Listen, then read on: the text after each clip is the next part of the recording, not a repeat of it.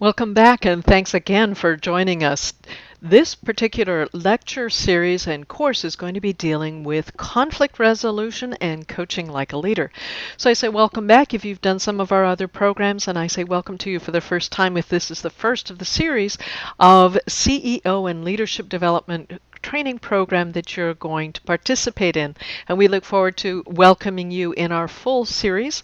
And this particular course, of course, is really important, close to all of us, because conflict resolution and coaching people to new behavior is really a fundamental driver of our success in our organizations, in our businesses, whether or not you work for an agency or you work for yourself but you contract out.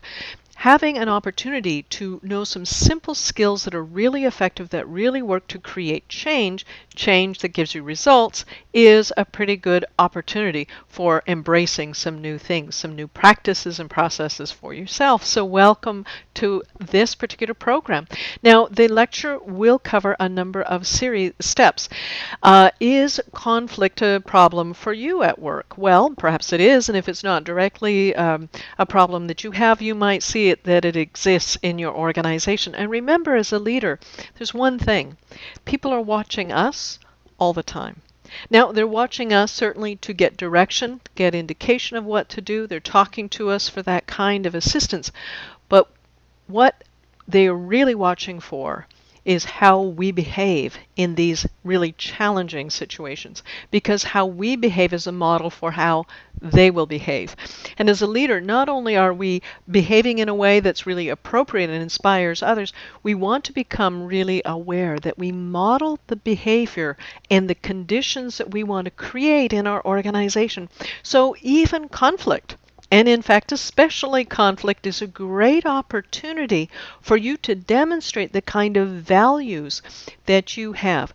People will model your behavior. So we, as CEOs and leaders of our organizations, our teams, and our businesses, we create the conditions for other people to be successful. So dealing with conflict is one of those that's really critical to driving great outcomes, high-performing and superior performing teams. So if conflict is something that is, comes knocking at your door, I consider it an invitation. Now, I used to avoid it. In fact, I don't know if you're like me, but I was so uncomfortable with dealing with conflict that I would either run in the other direction or, put my head in the sand, hoping that it would resolve itself, that it would untangle itself, or it would go away. And of course, when we don't deal with conflict, the price that we might pay up front is really small compared to the price you're going to pay at the back end. So these processes and practices that we're going to work on together in the next hour will give you that opportunity to see conflict as an invitation to really get to know people more profoundly and to resolve perhaps even deeper issues that you might not have been aware existed. So with that, what are some of the things we'll talk about and work on together? Well, how do you handle conflict now? And how does it make you feel? The thing to consider is, what is the price we pay for not dealing with conflict in a timely way? And what price does our organization pay? What price do the relationships pay on our teams? And ultimately, to what degree does it erode the trust in our organization? So do you think it might be helpful to you if you could just do a few things differently that could really make a big difference? Would it be worth your time? Well, how much is your peace of mind worth?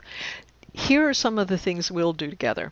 I have a simple process, and it's called STOP. It's an acronym, S-T-O-P. Stop, think. What is it that you do think? What's your opinion? And what's the proof? So stop is a way to catch yourself when you're just about to say something that you wish you hadn't said. It works, and not only that, it allows you to state your point of view clearly without having to back away from it. So conflict doesn't occur if you've actually stated your position clearly. Now, how do you deal with people who are upset? There are 15 tips for dealing with upset people. I've got 5 tips for dealing with difficult people. And what about the angry people? What do we do when we have angry people? There are 6 tips for what we do in those situations. More and more importantly, that we preserve that safety and security in our organizations. We have to be well equipped, and it is part of our fiduciary responsibility as bosses and managers, leaders, as CEOs of our organization to handle conflict in a very positive way. So one of the tools that is so powerful and so simple to use, and it is a just-in-time method, you can put it to work a dozen times a day, and you will be, I think, blown away by just how effective this is. And I call it very simply the ABCs of coaching. And the ABCs really assist you in having a structured way of responding to people that can resolve conflicts before they actually become one. So we'll also work on a problem-solving process, which is a more structured, more formal process, but it's really helpful to know because not everything is just a just-in-time situation. Not everything is a conflict. You want to work on the issues before they become, a conflict. So how do we identify problems and how do we work through them in a very professional manner? And that also anticipates the kinds of challenges that come up in organizations and in our relationships every day. So I welcome you again. Thank you so much for dialing into this particular program on conflict resolution and coaching for leadership. And by all means, please, take it for a trial run if you're not certain. In other words, there's a 30-day money-back guarantee. Go ahead, join us, please. Click the button. Come in and participate. You've got 30 days to, take it for a test drive. And, don't take my word for it. Put it to work for you and see the results. If it's working, I think we're on to a good thing together. So again, please grab a pen and some paper. This will be driven very substantively by slides. I'll be presenting everything from my own experience. We'll tell stories, and we will work through processes and practices that make a difference in your workplace. You want to make some notes, and we invite you again, participate in the mastermind. We have a discussion forum where people bring their experience to the table. And that's what we know about adult learning. We know that people learn together. They learn from experience. They also learn by writing things down because it's the doing part of thinking. And although this is not theoretical, it's very practical because I want this to make a difference in your workplace. I want you to be successful so you can lift the success of the other people in your organization.